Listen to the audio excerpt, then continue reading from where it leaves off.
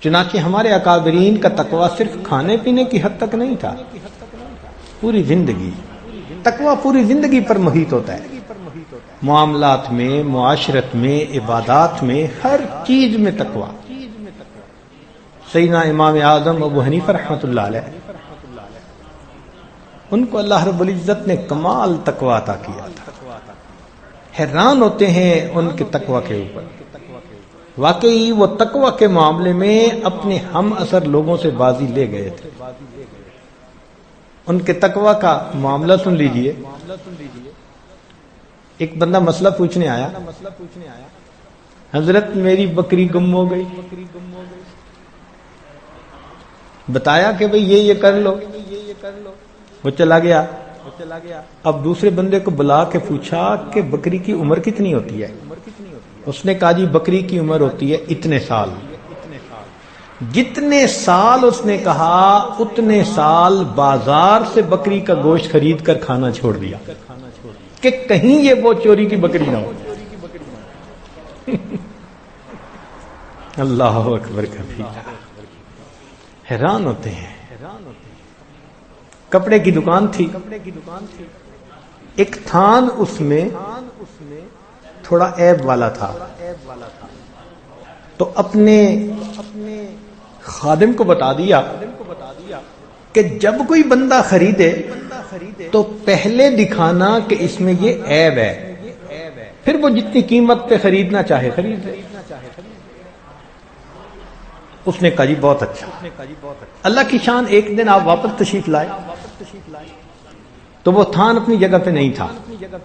پوچھا وہ کپڑے کا تھان کیا؟ اس نے کہا جی تھوڑی دیر پہلے بندہ آیا اور خرید کے گیا، تم نے بتایا تھا کہ اس میں عیب ہے؟ اس نے کہا نہیں۔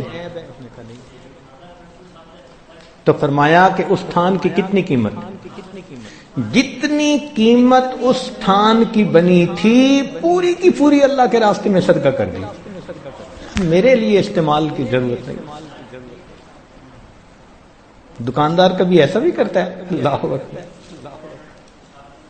اس زمانے میں لوگ مغرب کے وقت دکانیں بند کر دیتے تھے، بجلی تو تھی نہیں، چراغ ہوتے تھے۔ تو امام حنیفہ رحمۃ اللہ علیہ ایک دن ظہر کے بعد دکان بند کر کے آ رہے ہیں۔ کسی نے پوچھا کہ نعمان دکان جلدی کیوں بند کر دی؟ کہنے لگے کہ آج آسمان پر بادل ہیں، ابر آلود ہے، اور بادل کی وجہ سے روشنی ٹھیک نہیں ہوتی اور گاہک کو کپڑے کی صحیح کوالٹی کا پتہ نہیں چلتا۔ میں نے دکان بند کر دی کہ کوئی بندہ کم قیمت کپڑے کو بیش قیمت سمجھ کے خریدے گا تو میری وجہ سے کہیں دھوکہ نہ ہو جائے۔ چنانچہ ایک وقت بادشاہ وقت نے بڑا مجبور کیا کہ آپ چیف جسٹس بنے۔ آپ نے فرمایا نہیں۔ اس نے کہا اچھا اگر آپ نہیں بنیں گے تو آج کے بعد آپ کسی بندے کو فتویٰ نہیں بتائیں گے؟ فرمایا ٹھیک۔ اس پہ جان چھوٹتی ہے تو چلو ٹھیک۔ اس کے بعد گھر تشریف لائے، اپنی بیٹی نے مسئلہ پوچھا کہ ابو اس میں مسئلہ کیا؟ فرمایا بیٹی میں کال دے چکا ہوں، اب مسئلہ اپنے بھائی سے پوچھ لو۔ تقوی اسے کہتے ہیں۔ ان کی زندگی کے واقعات پڑھیں، حیران ہو جائیں گے کہ وہ کتنا احتیاط فرماتے تھے۔ اللہ اکبر کبیرہ۔ ایک جگہ دھوپ پہ کھڑے ہوئے، چلچلاتی دھوپ، دوپہر کا وقت۔ کسی نے کیوں دھوپ میں کھڑے ہیں؟ میں کسی کا انتظار کر رہا ہوں۔ اس نے کہا اس دیوار کے سائے میں کھڑے ہو جائیں۔ کہنے لگے جس بندے کا یہ گھر ہے اس نے مجھ سے قرضہ لیا ہوا ہے، اب میں اگر اس کی دیوار کے سائے میں کھڑا ہوں گا تو کہیں قرضے کا سود نہ بن جائے کہ میں نے اس قرضے سے نفع پایا۔ یا اللہ۔ اور اسی تقوی کی وجہ سے اللہ رب العزت کی طرف سے ان پر رحمتوں کی انتہا تھی۔ یہ چیز صحابہ رضی اللہ عنہم نے نبی علیہ السلام سے سیکھی۔ سیدنا صدیق اکبر رضی اللہ عنہ کو ایک غلام نے لا کر کچھ کھانے کو دے دیا، کھا لیا۔ بعد میں پتہ چلا کہ اس غلام نے زمانے جہالت میں کوئی پھونک دم کیا تھا اور ان لوگوں نے اس کو آج اس کی وجہ سے کچھ دیا اور یہ لا کے مجھے کھلا گیا. تو سیدنا صدیق اکبر عنہ بہت پریشان ہوئے، چنانچہ پانی پیا، اتنا پیا کہ قے ہو جائے، قے ہوئی، پھر پانی پیا، ایک دو مرتبہ قے ہوئی مگر تسلی نہیں ہوئی کہ سب کچھ نکلا یا نہیں. پھر اپنے حلق میں انگلی ڈالی قے کرنے کے لیے. جب انگلیاں ڈال ڈال کے قے کر رہے تھے، تکلیف بھی ہو رہی تھی، تو دیکھنے والے نے کہا کہ امیر المومنین اتنی تکلیف پہنچا رہے ہیں. فرمانے لگے اگر مجھے پتا ہوتا کہ اس کھانے کا آخری ذرہ میری جان کے ساتھ نکلے گا میں پھر بھی اسے نکال دیتا. یہ تقوی صحابہ کرام میں تھا، اور وہاں سے پھر یہ اولیاء اللہ کی زندگی میں آیا. اور اس کے بغیر کوئی بندہ متقی بنے بغیر اللہ کا ولی بن نہیں سکتا. ولایت کا نور حاصل کرنا چاہے تو تقوی حاصل کرنا پڑے گا. پہلے وقت میں تو یہ تقوی بہت ہوا کرتا تھا، ہمارے اکابرین متقین تھے. چنانچہ ایک عالم بیٹھے تھے، ان کے پاس ایک بوڑھی عورت آئی.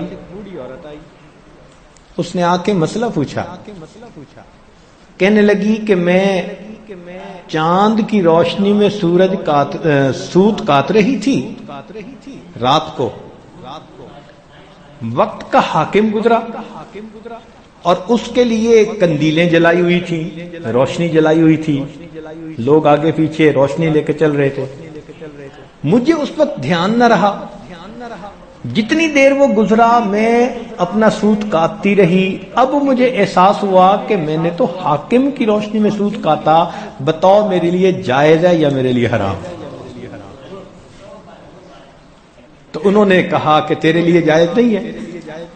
اب بیٹا حیران کہ ابو نے کیسا فتویٰ دے دیا. تو عورت چلی گئی. اس نے کہا کہ ابو اتنا سخت فتویٰ؟ فرمانے لگے اس عورت کی شان یہی ہے، تو جا کے دیکھ یہ کس گھر کی عورت ہے. امام احمد بن حنبل رحمۃ اللہ نے فرمایا بیٹے کو کہ جا کے دیکھ یہ کس گھر کی عورت ہے. جب پتہ کیا تو بشر حافی رحمۃ اللہ علیہ کی بہن تھی.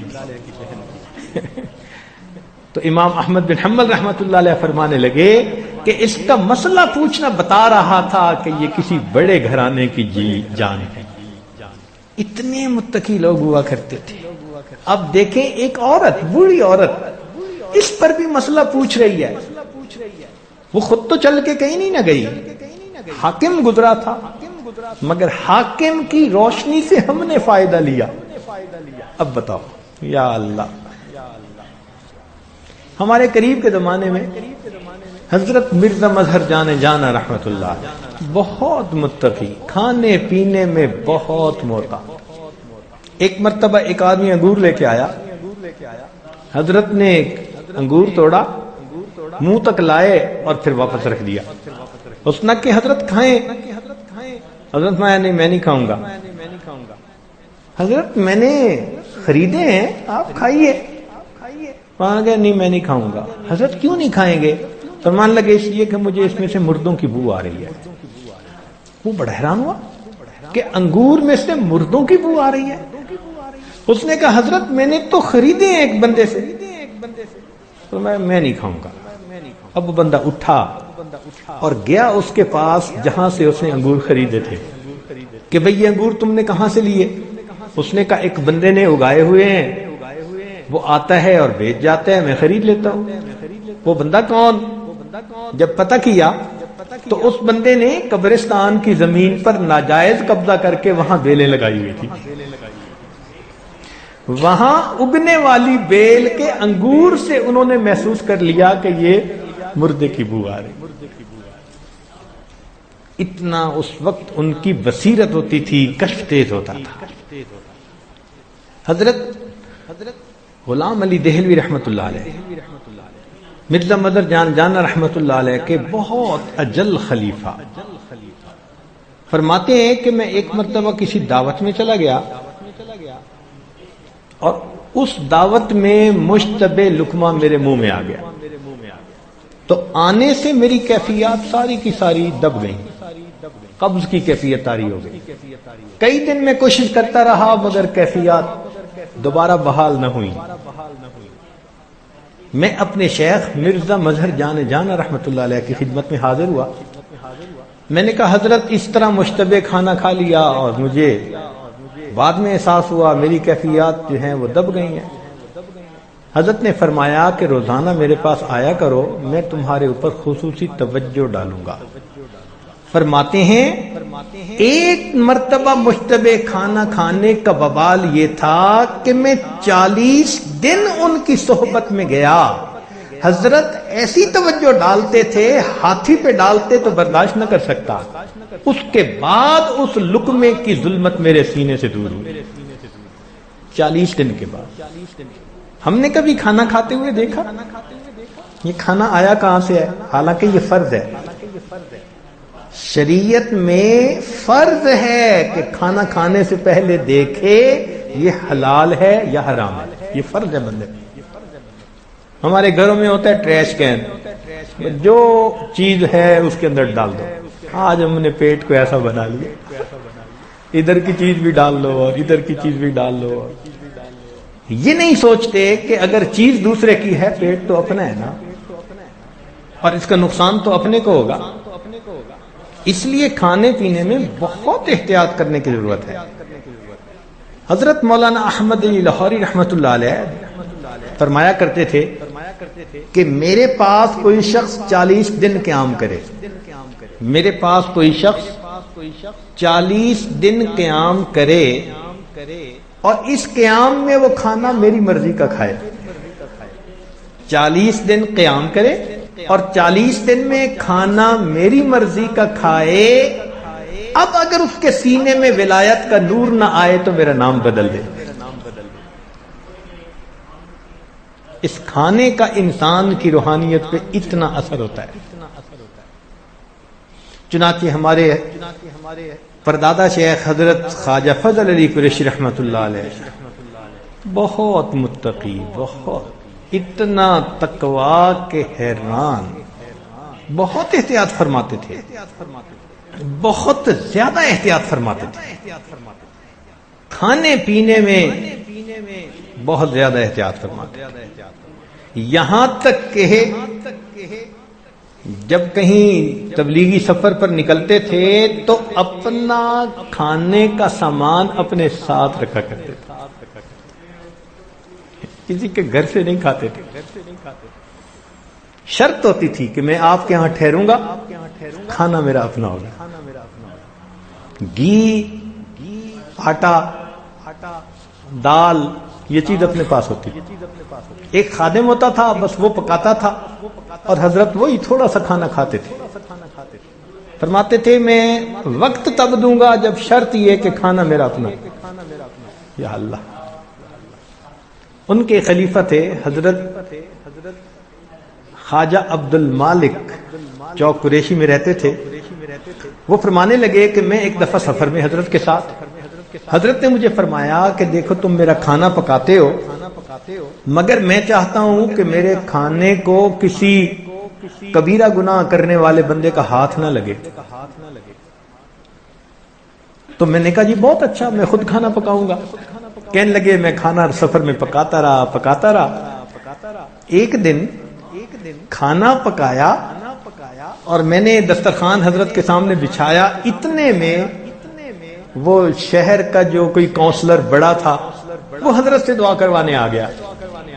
تو صاحب خانہ نے اس کی رعایت کی کہ بھئی بہت ذمہ دار بندہ ہے، دور سے چل کے آیا ہے، تو اس نے بھیج دیا حضرت کے پاس، اور وہ حضرت کے پاس آ کر بیٹھا اور اس نے کہا حضرت دعا کر دیں، فلاں کر دیں، تو حضرت نے دعا کر دی۔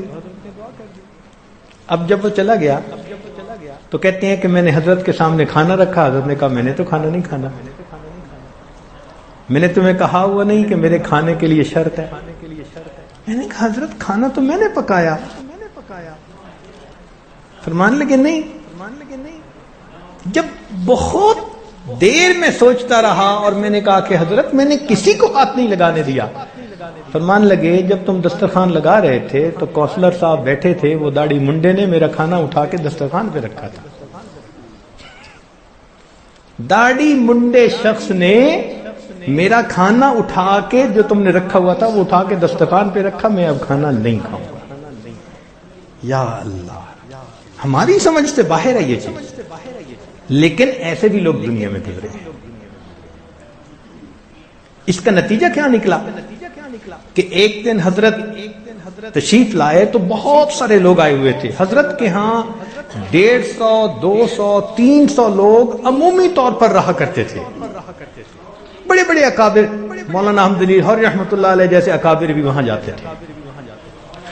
ایک دفعہ حضرت تشریف لائے اور فرمانے لگے فقیرو، یہ الفاظ کہے فقیرو، پھر خاموش ہو گئے۔ اب لوگ سارے متوجہ کہ کیا کہتے ہیں، تو تھوڑی دیر خاموشی کے بعد کہنے لگے کہ یہ بتاؤ کہ اگر کوئی آدمی کہ پیٹ میں ہوا، ہاں ایک دن میرے پیٹ میں ہوا بند ہو گئی، نکلتی نہیں تھی، اور اتنی تکلیف کہ میں زمین کے اوپر لوٹ پوٹ ہونے لگ گیا، اتنی تکلیف تھی مجھے تو دن میں تارے نظر آنے لگ گئے، لگتا تھا میری جان ہی نکل جائے گی، اور میں لوٹ پوٹ ہوتا رہا۔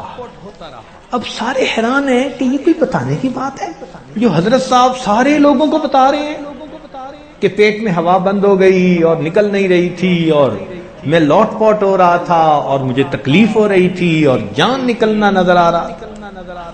حیران دیکھ رہے ہیں اور حضرت اسی کو کھول رہے ہیں، مجھے اتنی تکلیف۔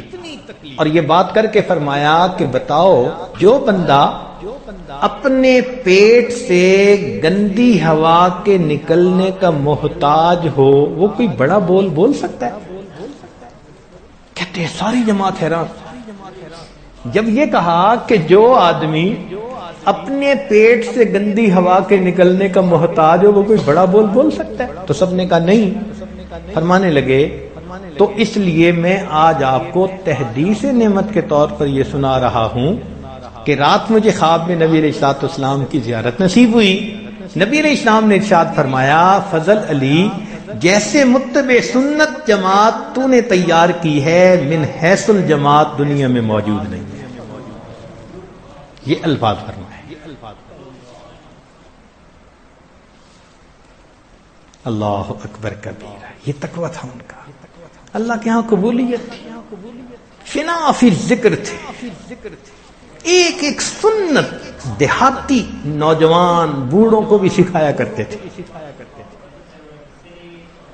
سنت کا اہتمام اتنا تھا کہ ایک نابینا حافظ صاحب ان کے ہاں ٹھہرے ہوئے تھے۔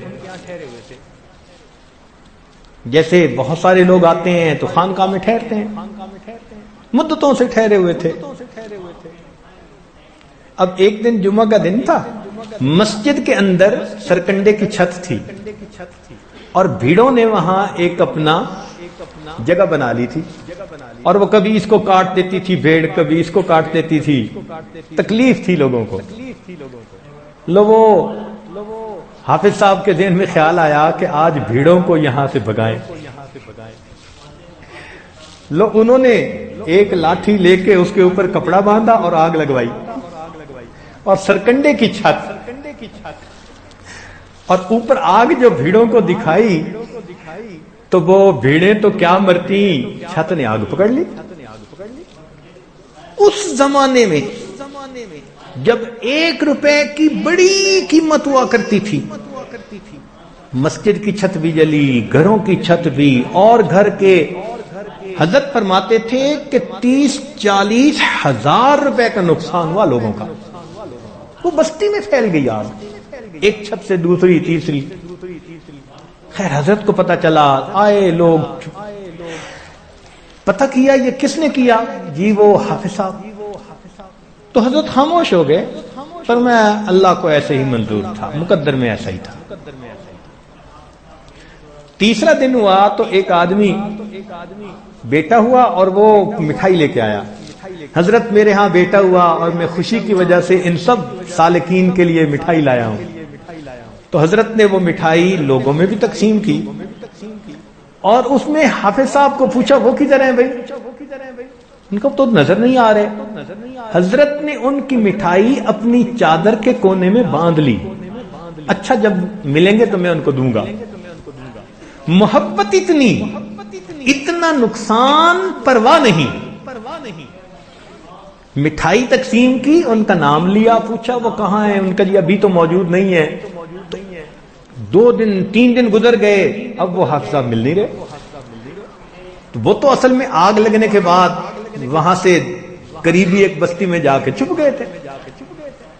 اللہ کی شان، ایک بندے نے جا کے حافظ صاحب کو بتایا کہ حافظ صاحب آپ یہاں چھپے ہوئے ہیں اور حضرت صاحب تو 3 دن سے آپ کی مٹھائی اپنی چادر کی کونے میں باندھے پھرتے ہیں.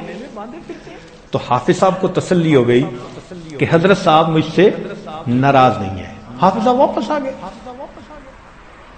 حافظ صاحب واپس آ گئے. حضرت نے ان کو مٹھائی دی. وقت گزرتا گیا، 1 سال 2 سال اور گزر گئے. اسی محبت پیار کے ساتھ رہے. ایک پھر جمعہ کا دن تھا. اس دن حافظ صاحب کو کیا خیال آیا کہ داڑھی کے بال کچھ ذرا بڑے ہیں کچھ چھوٹے ہیں، میں برابر کر لوں. اب وہ نظر ان کی بالکل بند تو نہیں تھی، کچھ تھوڑی تھوڑی تھی لیکن نابینا کہتے تھے لوگوں کو. اب وہ خود اپنی داڑھی کو برابر کرنے لگے تو کرتے کرتے داڑھی کو ایک مشت سے چھوٹا کر بیٹھے. جمعہ کی نماز حضرت نے پڑھائی. حافظ صاحب کو دیکھا تو بلا کے پوچھا حافظ صاحب یہ کیا ہوا؟ ان کا جی میں اس کو ذرا ٹھیک کرنے لگا تھا تو بس یہ تھوڑی سی چھوٹی ہو گئی. اسی وقت حضرت نے ان کا بستر ان کے سر پر رکھوایا اور خانقاہ سے ان کی چھٹی کروایا. اتنا بڑا نقصان چہرے پہ ملال نہیں ہے.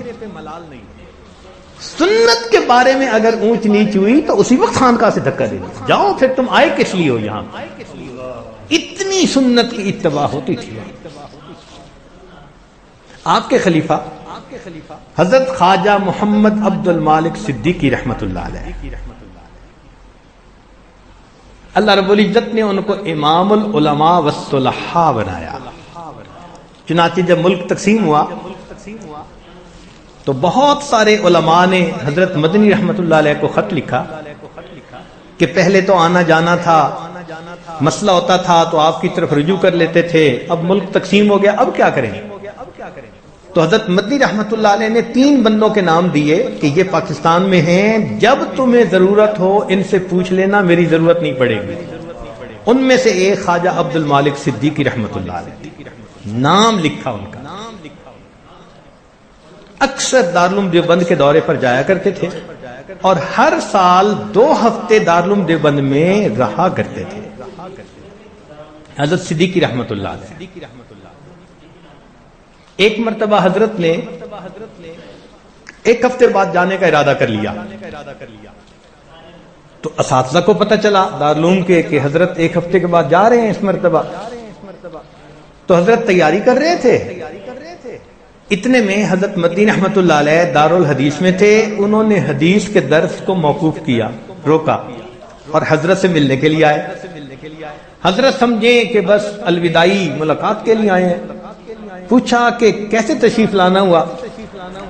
تو حضرت مدنی رحمت اللہ علیہ نے فرمایا کہ حضرت آپ ہر سال طلباء کو 2 ہفتے دیا کرتے تھے، اس دفعہ 1 ہفتے کے بعد جا رہے ہیں. اگر ہماری کوئی کوتاہی تو معافی مانگنے کے لیے آئے ہیں.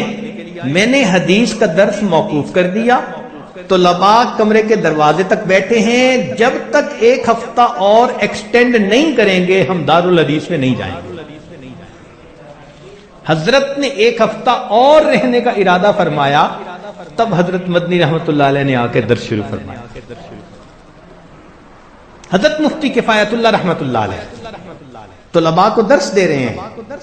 درس کے دوران فرماتے تھے قلب کا لفظ آ گیا تو فرمان لگے بھئی اگر تو اس کی ترکیب کوئی معلوم کرنی ہے تو وہ ہم سمجھا دیں گے، اور حقیقت معلوم کرنی ہے تو پھر ذرا خواجہ صاحب کے پاس تمہیں جانا پڑے گا. حضرت انور شاہ کشمیری رحمت اللہ علیہ خواجہ عبد المالک صدیقی رحمۃ اللہ علیہ کے چہرے کو دیکھتے تھے تو سبحان اللہ پڑھا کرتے تھے. فرماتے تھے کہ چہرے پہ ولایت کا نور نظر آتا ہے. حضرت کشمیری رحمۃ اللہ علیہ فرماتے حضرت تھانوی رحمۃ اللہ علیہ کو ملنے کے لیے تشریف لائے. حضرت تھانوی رحمۃ اللہ علیہ کی عادت مبارکہ تھی کہ کوئی بھی آ جاتا اپنے معمول کو چھوڑتے نہیں تھے، حتیٰ کہ حضرت حاجی امداد اللہ مہاجر مکی رحمۃ اللہ علیہ شیخ وہ تشریف لائے تو حضرت کے پاس بیٹھے، پھر پوچھا کہ حضرت یہ وقت میرا لکھنے کا ہے تو حکم ہوگا تو یہاں بیٹھوں گا، اجازت ہوگی تو میں کام کر لوں گا. تو حاجی صاحب نے فرمایا جاؤ لکھ کے پھر آ جانا. اس دن بھی اپنا لکھنے کا معمول ترک نہیں کیا، اپنے شیخ تشریف لائے. حضرت صدیقی رحمۃ اللہ ملنے کے لیے گئے تو حضرت نے پیغام بھیجا کہ ایک فقیر ہوں اور آپ سے ملاقات کے لیے آیا ہوں. حضرت تھانوی رحمۃ اللہ علیہ نے بلا لیا، فرمایا کرتے کیا ہیں؟ تو صدیقی رحمۃ اللہ نے جواب دیا میں اللہ اللہ کرتا بھی ہوں، اللہ اللہ کرواتا بھی ہوں. حضرت تھانوی رحمۃ اللہ کو یہ بڑا پسند آیا کہ اللہ اللہ کرتا بھی ہوں اور اللہ اللہ کرواتا بھی ہوں. تو حضرت تھانوی رحمۃ اللہ نے فرمایا کہ اچھا پھر آج ہم سارا دن اسی خانقاہی ترتیب پر گزاریں گے. سارے معمول چھوڑ دیے، سارا دن حضرت صدیقی رحمۃ اللہ واپس رہے. شام کو ٹرین سے واپس دیوبند آنا تھا. تو جب شام کو نکلنے لگے تو حضرت تھانوی رحمۃ اللہ علیہ اپنی مسجد سے چھوڑنے کے لیے دروازے تک آئے اور دروازے پر آپ کا ہاتھ پکڑ کے کہا کہ حضرت قیامت کے دن مجھے یاد رکھنا. حضرت تھانوی رحمۃ اللہ علیہ نے یہ الفاظ کہے، حضرت قیامت کے دن مجھے یاد رکھنا. یہ خواجہ عبد المالک صدیقی رحمۃ اللہ. حضرت صدیقی رحمۃ اللہ علیہ خود فرماتے تھے، ان کے خلفاء سے ہم نے یہ بات سنی کہ میں دارالدیوبند میں مقیم تھا کہ حضرت مولانا الیاس رحمۃ اللہ علیہ انہوں نے خواب دیکھا جس میں ان پر دعوت کا کام کھولا گیا اور وہ میرے پاس آئے کہ میں نے یہ خواب دیکھا ہے، آپ اس کی تعبیر بتائیں. تو حضرت صدیقی رحمۃ اللہ نے فرمایا کہ اللہ تعالیٰ آپ سے دعوت کا کام لیں گے اور آپ کی وجہ سے لوگ اپنے گھروں سے نکلا کریں گے. تو حضرت مولانا الیاس رحمۃ اللہ نے کہا کہ حضرت پھر ابتدا فرما دیجئے. حضرت خواجہ عبد المالک صدیقی رحمۃ اللہ علیہ نے ان کا بستر ان کے کندھے پر رکھا اور ان کو وہاں سے انہوں نے اپنے گھر واپس بھیجا. خواجہ عبد المالک صدیقی رحمۃ اللہ یہ واقعہ خود سنایا کرتے ایسے بزرگ تھے. ان کا تقویٰ اللہ اکبر، حیران ہوتے ہیں. تقوی کا حال دیکھو، جہاں جاتے تھے اپنا کھانا صاف، یعنی گھی اور گڑ اور آٹا اور مرچیں نمک اس قسم کی سب چیزیں بس اپنے ساتھ گٹھڑی میں ہوتی تھی. جہاں جاتے تھے بس اپنا کھانا بنواتے تھے اور وہ کھاتے تھے. بات صاف تھی، فرماتے تھے کہ میں دوسرا کھانا نہیں کھا سکتا. اب ان کا واقعہ جو حضرت ہمارے حضرت مرشد عالم رحمت اللہ علیہ کے گھر میں پیش آیا وہ واقعہ سنیے. حضرت مرشد عالم رحمت اللہ علیہ کے بڑے صاحبزادے حضرت مولانا عبد الرحمن قاسمی رحمت اللہ علیہ، اللہ ان کے درجات کو بلند کرے، بہت بزرگ نوجوان تھے. اللہ اکبر. ایک دفعہ واقعہ سنانے لگے، کہنے لگے کہ ابا جی گئے ہوئے تھے سفر پر. حضرت صدیقی رحمت اللہ علیہ نے اسلام آباد سائیڈ پر وقت دیا ہوا تھا، پھر وہاں سے واپسی چکوال تشریف لے آئے تو اچانک ملنے کے لیے آ گئے. میں بڑا خوش ہوا، میں نے حضرت کو گھر میں بٹھایا اور میں نے کہا کہ حضرت آپ ایک رات قیام کریں. حضرت نے فرمایا میں ایک رات قیام کروں گا پھر آگے جاؤں گا. اب میں حضرت کی ساری خدمت کر رہا تھا. فرماتے ہیں کہ جب دوپہر کا وقت ہوا دسترخوان لگایا، کھانا لا کے رکھا. میں نے کہا کہ حضرت کھائیں، تو حضرت نے کھانے کی طرف دیکھا اور فرمایا کہ نہیں. میں حیران. دوبارہ میں نے عرض کیا کہ حضرت کھانا کھائیں، تو کہتے ہیں کہ ذرا غصے کی نظر سے میری طرف دیکھا اور فرمایا کہ تمہارے گھر میں سور کہاں سے آیا. یہ الفاظ کہے کہ تمہارے گھر میں سور کہاں سے آیا. تو میں گھبرا گیا، پسینہ چھوٹ گیا. میں نے کہا حضرت میں اماں جی سے پوچھتا ہوں. کہتے میں اندر گیا، میں نے اماں جی سے کہا حضرت کھانا نہیں کھا رہے. اور حضرت فرما رہے ہیں تمہارے گھر میں سور کہاں سے آ گیا؟ کہتے اوہو والدہ صاحب نے سر پکڑ لیا، مجھے خیال نہ رہا، یہ میری ہمسائی 1 سال سے میرے پیچھے پڑی ہوئی تھی، جب کبھی تمہارے پیر صاحب آئیں گے تو ایک وقت کا کھانا میں پکاؤں گی۔ ہمسائیگی میں تالیف قلب کی وجہ سے میں نے اسے کہہ دیا تھا، تو یہ کھانا تو ان کے گھر کا پکا ہوا ہے۔ پتہ چلا کہ ان کے خاوند کی نوکری تو ٹھیک تھی لیکن پیسے اس نے بینک میں سود کے اکاؤنٹ میں رکھے ہوئے تھے، یہ سور آیا ہوا تھا۔ پھر والدہ صاحبہ نے الگ کھانا بنایا اور وہ حضرت صدیقی رحمۃ اللہ نے کھایا۔ اتنا تقویٰ تھا، سبحان اللہ۔